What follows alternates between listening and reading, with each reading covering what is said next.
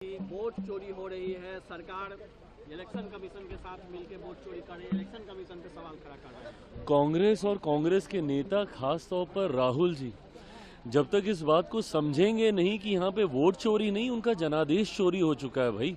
उनके पास अब कोई जनाधार बचा ही नहीं है।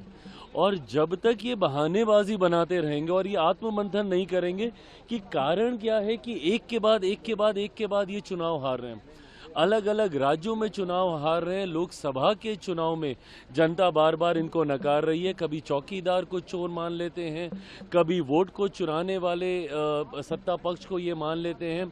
विश्वास इनका किसी संस्था पे बचा नहीं है। जितने भी संवैधानिक स्वतंत्र संस्थाएं हैं, चुनाव आयोग जैसी संस्थाएं, उस पर भी इनका विश्वास नहीं बचा है। तो ऐसे में ये स्वयं को अराजकता की ओर ये लेकर जा रहे हैं।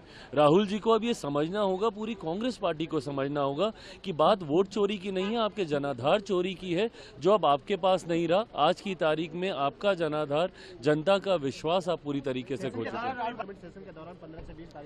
दिक्कत इसी बात की है ना कि भाई आप सवाल तो आप तुरंत उठाते हैं कि हमें यहाँ पे नहीं पूछा जाता, हमें बोलने का मौका नहीं दिया जाता, कोई अगर बड़ा राष्ट्रीय अध्यक्ष आता है तो हमें मिलने का समय उनसे नहीं दिलवाया जाता। आप अपनी जिम्मेदारियों को कितना निभा रहे हैं?